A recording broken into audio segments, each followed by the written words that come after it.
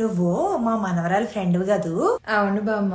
నీకు పెళ్లి సంబంధాలు చూస్తున్నారండి, ఏమైనా కుదిరేలా ఉన్నాయా అమ్మా?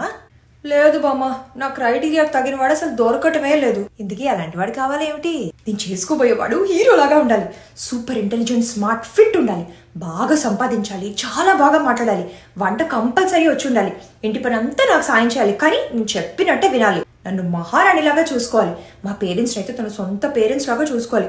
వాళ్ళ పేరెంట్స్ ఎప్పుడైనా వచ్చి ఒక 2 రోజులు ఉంటారంటే ఓకే, కానీ నన్ను వాళ్ళతో కలిసి ఉండమంటే మాత్రం నా వల్ల కాదు. ఇక అన్నదమ్ములు అక్క చెల్లెలు ఉంటే అనవసరమైన తలనొప్పి, సో వాళ్ళు ఎవ్వరూ ఉండకూడదు, ఏ రెస్పాన్సిబిలిటీస్ ఉండకూడదు. అయితే ఇంకేమమ్మా, వెంటనే వెండి చేసేసుకో.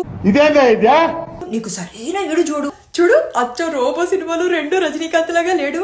పైగా నువ్వు కోరుకున్నట్టు అక్క చెల్లెళ్ళు అన్నదమ్ములు ఎవ్వరూ లేరు, అసలు అమ్మా నాన్నే లేరు, కాబట్టి గొడవే లేదు, ఏ బాధ్యతలు లేవు, ఉండవు. నువ్వు ఎంత చెప్తే అంత. మీ నాన్నని ఓ 30 నుండి 85 లక్షలు రెడీ చేసుకోమనమ్మా. ఇప్పుడు ఆ మాత్రం పలుకుతోంది మరి. కాదు, కొంచెం చవకగా కావాలంటే చైనా పీస్ తెప్పిద్దాంలే, లేదు అమెరికా సరుకే కావాలి అని అంటే ఓ 2 ఏళ్ళు ఆగు.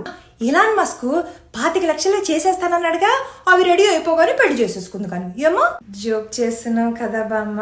ఇందులో జోకే ఉందే నీ మొహం. కొంపతీసి నువ్వు కావాలనుకున్న క్వాలిటీస్ అన్ని ఉన్న మనిషి కోసం వెతుకుతున్నావా ఏమిటి?